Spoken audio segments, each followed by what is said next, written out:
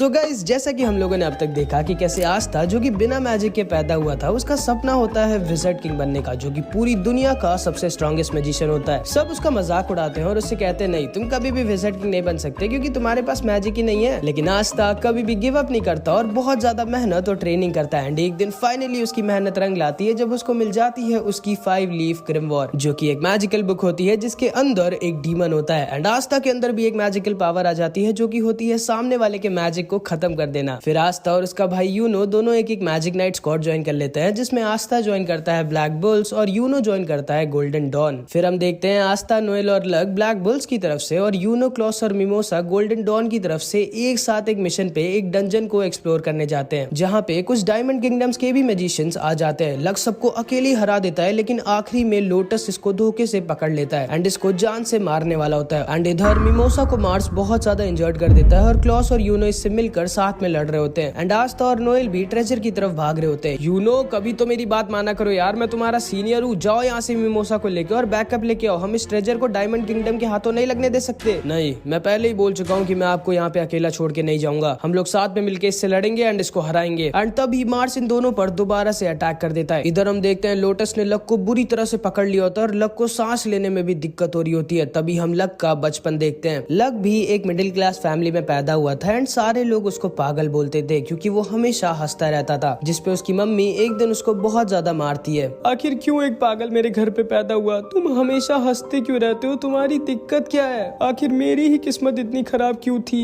And in सबको सुनकर luck अंदर से बहुत ज्यादा दुखी हो जाता है, लेकिन वो फिर भी स्माइल कर रहा होता है। एंड फिर एक दिन लक एक नोबल फैमिली के बच्चे को फाइट में हरा देता है। किसी को भी यकीन नहीं होता कि लक, जो कि एक कॉमन फैमिली का है, उसने एक नोबल फैमिली के बच्चे को कैसे हरा दिया, क्योंकि लक ऐसा पहला कॉमनर था जिसने किसी नोबल फैमिली के बच्चे को हराया था। एंड जिंदगी में पहली बार उसकी मम्मी उसकी तारीफ करती हैं और उसे प्यार करती हैं। लक, तुम कोई नॉर्मल बच्चे नहीं हो, तुम स्पेशल हो और शायद तुम ही मेरी किस्मत को दोबारा से बदलोगे। याद रखना लक, इस दुनिया में हमारा कोई भी नहीं है। वादा करो कि तुम ऐसे ही लड़ते रहोगे और कभी नहीं हारोगे। वादा करो कि तुम तब तक नहीं हारोगे जब तक तुम मर नहीं जाते। वादा करो लक। एंड लक अपनी मम्मी से वादा कर देता है कि अब वो कभी भी नहीं हारेगा और बहुत लड़ाई कर कर बहुत स्ट्रांग बनेगा। एंड फिर एक दिन लक की मम्मी भी खत्म हो जाती है एंड सारे आसपास के लोग कह रहे होते हैं चलो अच्छा है, ये पागल औरत खत्म हो गई, उसके बच्चे को तो देखो, वो भी उसकी तरह पागल ही है। उसकी मम्मी खत्म हो गई लेकिन अभी भी वो हंस रहा है। सब लोग दूर रहना उससे, क्योंकि किसी को भी ये नहीं पता होता कि अंदर से लक कितना ज्यादा दुखी होता है, लेकिन कोई भी आगे बढ़कर लक की मदद करने नहीं आता। एंड लक उसी समय समझ जाता है कि उसकी मम्मी ने बिल्कुल सही कहा था, इस दुनिया में उसका कोई भी नहीं है, वो अकेला है। एंड लक उसी दिन डिसाइड करता है कि अब से सिर्फ वो वही करेगा जो उसकी मम्मी ने उससे कहा था, लड़ाई, और वो तब तक लड़ेगा जब तक वो मर नहीं जाता। एंड तब से आज तक लक एक भी बैटल में नहीं हारा है एंड इसीलिए उसे लड़ना इतना ज्यादा पसंद है, क्योंकि वही एक चीज थी जिसके लिए उसकी मम्मी ने उसकी तारीफ की थी। लक लोटस के मैजिक की वजह से सांस भी नहीं ले पा रहा होता। ठीक है बच्चे, टाइम आ गया है तुम्हारा मरने का। नहीं, मैं हार नहीं सकता, मेरी मम्मी ने कहा था कभी हारना मत, लेकिन एक मिनट, उन्होंने ये भी तो कहा था कि मुझे तब तक नहीं हारना है जब तक मैं मर ना जाऊं, और मैं अब इसके मैजिक से बाहर नहीं निकल सकता। शायद अब मुझे मर ही जाना चाहिए। एंड लक गिव अप कर देता है और तैयार हो जाता है मरने के लिए। ठीक है बच्चे, अब सो जाओ हमेशा के लिए। लेकिन तभी वहाँ पर हमारा आस्था आ जाता है अपनी मैजिकल तलवार को लेके एंड लोटस के मैजिक को बीच से काट कर खत्म कर देता है एंड लक को बचा लेता है। हाँ, इस लड़के ने अपनी तलवार से मेरा मैजिक खत्म कर दिया, ये कैसा मैजिक है? आस्था लोटस से बोलता है, ओए तुम्हारी हिम्मत कैसे हुई मेरे सेनपाई को छूने की? एंड इधर यूनो भी मार्स के सामने अपनी ग्रिमवॉर निकाल लेता है एंड आस्था और यूनो दोनों तैयार हो जाते हैं एक बहुत ही खतरनाक बैटल लड़ने के लिए। लक को समझ में नहीं आ रहा होता कि आखिर आस्था ने उसे क्यों बचाया एंड वो अभी भी स्माइल कर रहा होता है। आखिर तुम्हारी दिक्कत क्या है बच्चे? तुम अभी भी हंस क्यों रहे हो? कहीं तुम्हें ये तो नहीं लग रहा कि तुम्हारे दोस्त तुम्हें बचा लेंगे? और अगर तुम्हें ऐसा लग रहा है तो ये तुम्हारी गलतफहमी है। लक आस्था और नोएल से कहता है तुम दोनों यहीं रुको, मैं इसको अकेला मारूंगा। मेरी मम्मी ने मुझसे कहा था मेरे को तब तक लड़ना है जब तक मैं मर नहीं जाता। एंड लक लोटस के ऊपर दोबारा से अटैक कर देता है, लेकिन लोटस उसके अटैक को डॉज करके उसके ऊपर अटैक कर देता है। एंड लोटस का अटैक लक को लगने ही वाला होता है, लेकिन एक बार फिर से आस्था लक को बचा लेता है और आस्था लक से बोलता है नहीं, मैं आपको मरने नहीं दूंगा लक सेनपाई। लक सोचता है कि आखिर ये क्यों मुझे बचाना चाहता है, मैं आखिर हूँ क्या इसका? मेरी मम्मी ने तो कहा था कि इस दुनिया में मेरा कोई भी नहीं है। एंड तब आस्था लक से बोलता है माफ करना लक सेनपाई, लेकिन मैं आपको मरने नहीं दे सकता क्योंकि आप मेरी फैमिली का एक हिस्सा हैं। एंड उसी समय लक की आंखें खुल जाती हैं और वो समझ जाता है कि नहीं, अब वो अकेला नहीं है, उसके पास अब एक पूरी फैमिली है जो उससे प्यार करती है एंड उसको प्रोटेक्ट करती है। एंड लक आस्था से कहता है तुम शायद सही कह रहे हो आस्था, साथ में लड़ने में शायद ज्यादा मजा आएगा, चलो मिलकर हम लोग इसकी बैंड बजाते हैं। एंड आस्था, नोएल और लक तैयार हो जाते हैं लोटस को हराने के लिए। इधर हम देखते हैं यूनो अपनी पूरी जान लगाकर मार्स के साथ लड़ाई कर रहा होता है, लेकिन मैंने तो पहले ही बताया था कि मार्स बहुत ज्यादा स्ट्रांग है। यूनो को समझ में नहीं आ रहा होता कि आखिर वो कैसे मार्स को हराए। और इधर लोटस ने अपने मैजिक से इन तीनों को घेर लिया होता है। जैसे ही आस्था उसके मैजिक को काटता है, दोबारा से लोटस का मैजिक आकर उन लोगों को घेर लेता है। लक सोचता है कि आखिर हम लोग कैसे हराए इसको, इसके स्मोक के अंदर हम लोग इसको देख नहीं सकते और ये बहुत ज्यादा फास्ट है और ये हम लोगों को हमारी मैजिक पावर की वजह से सेंस कर पा रहा है और हम लोगों में सिर्फ मैं ही इसको सेंस कर पा रहा हूँ। लेकिन तभी लक को याद आता है कि अरे हाँ, आस्था के पास तो मैजिकल पावर है ही नहीं, तो लोटस आस्था को सेंस नहीं कर सकता। एंड लक इन दोनों से कहता है मेरे पास एक प्लान है। नोएल आस्था को अपने मैजिक से हवा में भेजती है एंड लक अपने मैजिक से लोटस पर अटैक करता है और लोटस को आस्था की तरफ जाने के लिए मजबूर कर देता है। एंड आस्था के पास तो मैजिक है ही नहीं, तो लोटस आस्था को सेंस नहीं कर पाता एंड इसीलिए आस्था उसके पास पहुंच जाता है एंड अपनी तलवार से लोटस के ऊपर अटैक कर देता है। एंड लोटस अपने स्मोक प्रिजन से निकलकर दूर जाकर गिर जाता है। एंड इधर हम देखते हैं यूनो की हालत बहुत ज्यादा खराब हो चुकी होती है। सामने से हटो मेरे, तुम सब मुझे नहीं हरा सकते। एंड लोटस इधर समझ जाता है कि नहीं, वो आस्था के रहते इन लोगों को नहीं हरा सकता। एंड तभी वो अपने मैजिक से एक स्मोक कार बनाकर वहाँ से भागने लगता है। भाई साहब, आखिर क्या क्या कर सकता है अपने मैजिक से। लक उसके पीछे भागता है, लेकिन लक को चकमा देके लोटस वहाँ से निकल जाता है। चलो अच्छा है वो भाग गया, अब हमें क्या करना चाहिए। यार वो भाग गया, मेरे को उसको जान से मारना था, लेकिन चलो कोई नहीं, चलो हम लोग मिलके अब ट्रेजर ढूंढते हैं। लेकिन तभी लक मार्स के मैजिक पावर को सेंस कर लेता है। एक मिनट, यहाँ पे अभी आसपास कोई और भी है जिसके पास बहुत ज्यादा स्ट्रॉन्ग मैजिकल पावर है, चलो हम लोग साथ में चलते हैं उसके साथ लड़ने और उसको हराने। एंड इधर हम देखते हैं मिमोसा बहुत ज्यादा हर्ट होती है और धीरे धीरे हील हो रही होती है और यूनो अपनी पूरी जान लगाकर मार्स के साथ लड़ाई कर रहा होता है। लेकिन मार्स बहुत ज्यादा स्ट्रांग होता है और उसकी और यूनो की फाइट में मार्स यूनो पर भारी पड़ रहा होता है। एंड देखकर लग भी नहीं रहा होता कि मार्स जरा सा भी थका हुआ है। क्लॉस समझ जाता है कि ये लड़का कोई नॉर्मल ह्यूमन नहीं है, ये वो है जिसके ऊपर डायमंड किंगडम ने एक एक्सपेरिमेंट कर इसको स्ट्रांग बनाया था, जिसमें इसके साथ और भी कई बच्चों पर एक्सपेरिमेंट किया गया था और उसके बाद उन सबको आपस में लड़ाया गया था। एंड आखिरी में सिर्फ एक बच्चा जिंदा बचा था जो कि था मार्स। क्लॉस को अंदर से बहुत बुरा भी लग रहा होता है क्योंकि एक नोबल फैमिली का होने के बाद भी यूनो जो कि एक कॉमनर है वो उसको प्रोटेक्ट कर रहा है। एंड क्लॉस गुस्से से अपनी पूरी जान लगाकर मार्स के ऊपर अटैक कर देता है, लेकिन मार्स अपने डायमंड शैडो क्लोन से खुद को बचा लेता है एंड वो क्लॉस के ऊपर अपने डायमंड क्लोन से अटैक कर देता है और यूनो के ऊपर अपनी डायमंड स्वॉर्ड से। यूनो बहुत ज्यादा इंजर्ड होता है, लेकिन किसी तरह वो अपने आप को बचा रहा होता है और बार बार मार्स के ऊपर अटैक कर रहा होता है, लेकिन मार्स को वो हिला भी नहीं पा रहा होता और मार्स को कुछ भी फर्क नहीं पड़ रहा होता यूनो के अटैक से। मार्स यूनो से बोलता है तुम्हें समझ में नहीं आ रहा क्या, तुम मुझे नहीं हरा सकते, गिव अप कर दो। एंड तभी यूनो को अपने पास्ट की याद आ जाती है जब वो और आस्था आपस में ट्रेनिंग किया करते थे। एंड तब यूनो अपने मैजिक से आस्था को आसानी से बार बार हरा दिया करता था। तुम्हें समझ में नहीं आ रहा क्या आस्था, तुम मुझे नहीं हरा सकते, गिव अप कर दो। नहीं, मैं कभी भी गिव अप नहीं करूंगा, ये फाइट तब तक नहीं खत्म होगी जब तक मैं जीत नहीं जाता। एंड आस्था की तरह यूनो भी गिव अप करने वाला नहीं था क्योंकि आखिरी में वो है तो उसका भाई ही। एंड वो फिर से मार्स के ऊपर अटैक करने लगता है एंड मार्स डिसाइड करता है कि अब वो इस फाइट को खत्म कर देगा एंड वो अपनी डायमंड स्वॉर्ड से यूनो के ऊपर एक फाइनल अटैक कर देता है। यूनो अपने मैजिक से उसके स्वॉर्ड को रोकने की कोशिश करता है, लेकिन उसकी स्वॉर्ड तो डायमंड की थी तो वो उसे रोक नहीं पाता और मार्स की स्वॉर्ड यूनो की तरफ आगे बढ़ जाती है। क्लॉस बोलता है नहीं यूनो,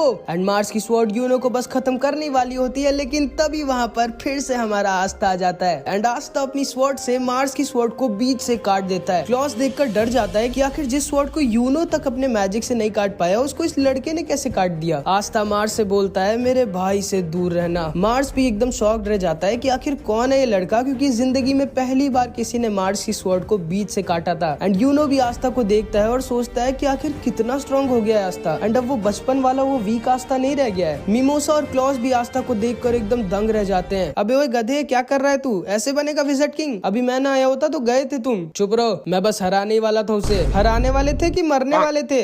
देख लेना, इसको तो मैं ही हराऊंगा। तो ठीक है चलो फिर आओ देख लेते हैं कि हम दोनों में से पहले इसको कौन हराता है। क्लॉस सोच रहा होता है कि आखिर ये कैसे हो सकता है, एक ब्लैक बुल्स का मेंबर, वो भी जिसके पास मैजिक नहीं है, वो सोच भी कैसे सकता है कि वो मार्स जैसे स्ट्रॉन्ग मैजिशियन को हरा सकता है। आखिर कौन है ये लड़का। एंड तभी मार्स का एक शैडो क्लोन क्लॉस के ऊपर अटैक करने वाला होता है, लेकिन तभी लक उससे आकर बचा लेता है और उसके क्लोन को एक ही बार में हरा देता है। हाँ, ये तो लक है जो आज तक एक भी बैटल नहीं हारा। यही है क्या वो तीसरा ब्लैक बुल्स का मेंबर जो आस्था और नोएल को अकेला छोड़कर भाग गया था? नहीं, ये भाग भाग नहीं सकता। मुझे शायद कुछ गलत फहमी हुई थी, लेकिन ये क्या हो रहा है? ये कैसे हो रहा है? ब्लैक बुल्स जैसी बेकार स्क्वाड गोल्डन डॉन की मदद कैसे कर सकती है? एंड इधर नोएल भी मिमोसा से आके कहती है, तुम ठीक तो हो ना? हाँ, मैं भी शायद तुम सही कह रही थी, मैं वीक हूँ। हाँ तुम वीक हो, लेकिन चिंता मत करो, मेरे रहते अब तुम्हें कोई यहाँ छू भी नहीं सकता। एंड इधर हम देखते हैं आस्था अकेले मार्स से भिड़ जाता है। एंड मार्स होता तो बहुत स्ट्रॉन्ग है, लेकिन आस्था के एंटी मैजिक के सामने वो थोड़ा सा कमजोर पड़ने लगता है। मार्स फिर से अपने ढेर सारे क्लोन्स बना देता है, लेकिन यूनो और लक उसके सारे क्लोन्स को संभाल लेते हैं। मार्स आस्था के ऊपर फिर से अपनी स्वॉर्ड से अटैक करता है, लेकिन आस्था की स्वॉर्ड के सामने उसकी स्वॉर्ड थोड़ी ना टिकेगी। एंड आस्था उसकी स्वॉर्ड को बीच से काट कर हवा में उड़ता है एंड मार्स के ऊपर अपनी स्वॉर्ड से अटैक कर देता है एंड उसको दूर फेंक देता है। एंड जिंदगी में पहली बार मार्स हार रहा होता है एंड मार्स जाकर बगल के पानी के अंदर गिर जाता है। सारे लोग आस्था की पावर को देखकर एकदम शॉक्ड रह जाते हैं, खास कर की क्लॉस। आखिर ये लड़का जो कि एक कॉमनर है वो इतना स्ट्रॉन्ग कैसे है? ये क्या हो रहा है? क्या हुआ क्लॉस? अब तुम्हें पता चला आस्था कोई ऐसा वैसा लड़का नहीं है। आस्था के पास जो स्वॉर्ड है वो एंटी मैजिक स्वॉर्ड है, जिससे वो सामने वाले के मैजिक को खत्म कर सकता है। क्या इतनी रेयर मैजिकल पावर एक कॉमनर के पास? लगता है इस बच्चे की किस्मत बहुत अच्छी होगी। तुम्हें आस्था के बारे में पता नहीं है क्लॉस, इसीलिए तुम्हें लग रहा है कि आस्था अपनी किस्मत की वजह से स्ट्रॉन्ग है। लेकिन तभी मार्स अचानक से आस्था के ऊपर अपना स्ट्रॉन्गेस्ट अटैक यूज कर देता है, जिससे वो आस्था को बहुत ज्यादा इंजर्ड कर देता है। आखिर हो कौन तुम? आस्था बहुत ज्यादा इंजर्ड हो जाता है और उसके पूरे कपड़े फट गए होते हैं। एंड आस्था मार्स से बोलता है, मेरा नाम है आस्था और मैं वो हूँ जो एक दिन बनेगा विज़र्ड किंग। एंड क्लॉस आस्था की बॉडी को देखकर एकदम डर जाता है। एक मिनट, ये बॉडी किस्मत से नहीं बन सकती। इस लड़के ने तो सच में बहुत ज्यादा मेहनत करी है। क्या ये सच में एक दिन विज़र्ड किंग बन जाएगा? एक कॉमनर? मेरे सामने से हट जाओ, तुम कुछ भी नहीं हो, तुम एक छोटे पत्थर हो मेरे सामने। एंड ये कह के मार्स आस्था के ऊपर अटैक कर देता है। आस्था बोलता है, हाँ माना कि मैं एक छोटा सा पत्थर हूँ, लेकिन मैं वो पत्थर हूँ जो एक डायमंड को भी तोड़ सकता है। एंड आस्था भी मार्स के ऊपर अटैक कर देता है। एंड मार्स होता तो बहुत ज्यादा स्ट्रॉन्ग है एंड उसमें बहुत ज्यादा मैजिकल पावर भी होती है, लेकिन वो आस्था के सामने टिक ही नहीं सकता, क्योंकि आस्था तो मैजिक को खत्म कर सकता है, चाहे मैजिक कितना ही स्ट्रॉन्ग क्यों ना हो। एंड आस्था एक अटैक में मार्स की डायमंड बॉडी को तोड़ देता है एंड मार्स दूर जाकर गिर जाता है और वहीं पर बेहोश हो जाता है। एंड आस्था को लगता है कि वो उस फाइट को जीत गया है। उसके बाद क्लॉस अपने मैजिक से मार्स को बंदी बना लेता है। तुम्हें सच में लगता है ना कि तुम्हारा मैजिक इसको पकड़ कर रख पाएगा? और नहीं तो क्या? मेरी मैजिकल पावर पे शक मत करो लड़के, मैं एक नोबल फैमिली का हूँ और इसको देखो, ये इतना ज्यादा इंजर्ड है। तुम्हें लगता है कि ये मेरा मैजिक प्रिजन तोड़ पाएगा? और मेरे पास इसकी ग्रिमवॉर भी है, तो ये नहीं निकल सकता मेरे मैजिक से। ठीक है समझ गया। आस्था, हाँ जल्दी से उन कपड़ों का कुछ करो। एक मिनट, कपड़े तो मेरे फटे हैं, तुम क्यों शर्मा रही हो? चुप रहो और अपने कपड़े ठीक करवाओ जल्दी। ठीक है, तो गोल्डन डॉन अपने मिशन में सक्सेसफुल हुई और हम ब्लैक बुल से जीत गए, क्योंकि हम पहले ट्रेजर के पास पहुंचे थे। पागल हो गया तुम? मैं ना होता तो अभी तुम लोग ट्रेजर के पास नहीं, भगवान के पास पहुंच जाते। चुप रहो लड़के, तमीज से बात करो मेरे से। मेरा नाम है क्लॉस और मैं गोल्डन डॉन का। ये हम जीत गए, ब्लैक बुल्स जीत गई। मेरी बात बीच में मत काटो, ब्लैक बुल्स जीत गई। मैंने कहा मेरी बात बीच में मत काटो, ब्लैक बुल्स जीत गई। गोल्डन डॉन जीती है, ब्लैक बुल्स जीती है। नहीं, golden dawn, black bulls. And इसी बात पे इन दोनों की फिर से लड़ाई हो जाती है। तभी लक सबसे बोलता है, ये गेट तो बहुत ही ज्यादा स्ट्रॉन्ग मैजिकल पावर का बना हुआ है, आस्था तुम ही इसको बीच से काट सकते हो। जिसपे क्लॉस बोलता है, जैसे ये लड़का अकेले इतने स्ट्रॉन्ग मैजिकल गेट को तोड़ पाएगा। एंड आस्था एक सेकंड में अपनी स्वॉर्ड से उस मैजिकल गेट को बीच से काट देता है एंड क्लॉस का एकदम मुंह बन जाता है। एंड फिर ये सारे लोग अंदर घुस जाते हैं और अंदर होता है बहुत सारा खजाना। एंड आस्था इतना सारा सोना देखकर पागल हो जाता है। ये सारे लोग भी ट्रेजर को देखने लगते हैं। ये क्या जादू का? ओए लड़के, इस ट्रेजर को मत छुओ। क्यों, ये तुम्हारा है क्या? नहीं, ये क्लोवर किंगडम के लोगों का है। हाँ तो मैं भी तो क्लोवर किंगडम का ही हूँ। ढक्कन किसको बोला तुमने? एंड तभी यूनो को एक मैजिकल स्क्रॉल दिखती है एंड यूनो जैसे ही उसको अपने हाथ में खोलता है, उस स्क्रॉल में जो भी लिखा था वो गायब हो जाता है और यूनो की ग्रिमवॉर बहुत ज्यादा तेज रोशनी में जलने लगती है। क्लॉस सोच रहा होता है कि आखिर ये दोनों भाई जो कि एक नोबल फैमिली के भी नहीं है, फिर आखिर ये दोनों इतने स्ट्रॉन्ग कैसे हैं? एक के पास 4 लीफ ग्रिमवॉर है और दूसरे के पास इतनी रेयर एंटी मैजिक की पावर है। एंड इसके बाद हम देखते हैं नेरो आस्था को जबरदस्ती एक दीवार के पास लेके जाती है। क्या करूं मैं इस दीवार का? एंड नेरो आस्था को मारने लगती है, क्योंकि आस्था समझ नहीं रहा होता कि नेरो से क्या कहना चाह रही थी। लेकिन तभी अचानक से दोबारा से मार्स की ग्रिमवॉर जलने लगती है। लक जोर से चिल्लाता है, दरवाजे से दूर हटो तुम लोग। लेकिन बहुत ज्यादा लेट हो चुकी थी। मार्स गेट को तोड़कर अंदर आ जाता है और नोएल के ऊपर अटैक कर देता है और नोएल बहुत ज्यादा इंजर्ड हो जाती है। आस्था नोएल की हालत को देखकर पागल हो जाता है और अपनी ग्रिमवॉर से अपनी तलवार निकालकर मार्स की तरफ भागता है। मार्स की ग्रिमवॉर भी दोबारा से उड़कर उसके पास चली जाती है और मार्स अपने डायमंड मैजिक से इन सब को पकड़ लेता है। आखिर कैसे? ये तो इतना ज्यादा इंजर्ड था, फिर ये होश में कैसे आ गया? एंड तभी क्लॉस देखकर शॉक्ड रह जाता है, क्योंकि मार्स के पास फायर हीलिंग मैजिक होता है, जिससे वो मिमोसा की तरह अपने आप को हील कर सकता था। नहीं, ये नहीं हो सकता, ये तो इम्पॉसिबल है। एक आदमी के पास एक ही मैजिकल पावर हो सकती है, फिर इसके पास दो मैजिकल पावर कैसे है। एंड आस्था बहुत ज्यादा गुस्से में मार्स की तरफ अपनी तलवार लेकर भागता है। मैं समझ चुका हूँ कि तुम्हारी मैजिकल पावर क्या है, तुम किसी के भी मैजिक को अपनी तलवार से खत्म कर सकते हो, लेकिन क्या तुम अपनी इतनी बड़ी तलवार से इन सारे सुपर फास्ट मैजिक अटैक्स को रोक सकते हो। एंड मार्स आस्था के ऊपर डायमंड ब्लेड से अटैक कर देता है। एंड क्योंकि आस्था की तलवार बहुत ज्यादा बड़ी होती है तो उसे अपनी तलवार से मार्स के सारे अटैक्स को रोकने में दिक्कत होती है। एंड तभी मार्स आस्था के ऊपर एक बहुत ज्यादा स्ट्रॉन्ग अटैक कर देता है। एंड आस्था उसी दीवार से जाकर टकरा जाता है जिसे नेरो उसे दिखा रही थी। एंड आस्था वहीं पर बेहोश हो जाता है। लक, यूनो और क्लॉस को मार्स अपने मैजिक से पकड़ लिया होता है जिससे वो निकल नहीं पा रहे होते। एंड मिमोसा नोएल को हील कर रही होती है और नोएल की हालत बहुत ज्यादा खराब होती है। एंड अगर उसको जल्दी हील नहीं किया गया तो नोएल खत्म हो जाएगी। एंड मार्स बोलता है, नहीं, मैं तुम्हारी दोस्त को तुम्हें बचाने नहीं दूंगा, तुम सब वीक हो, तुम सबको मैं मार डालूंगा। एंड मार्स मिमोसा और नोएल की तरफ आगे बढ़ता है उन्हें खत्म करने। अब आस्था तो बेहोश हो चुका था और ये तीनों भी हिल नहीं पा रहे होते। अब कौन नोएल को मार्स से बचाएगा ये हम नेक्स्ट पार्ट में देखेंगे। इस पार्ट में इतना ही। एंड नेक्स्ट पार्ट में तब अपलोड करूंगा जब इस वीडियो पे 300 कमेंट्स आ जाएंगे, तो कुछ भी कमेंट जरूर से कर देना।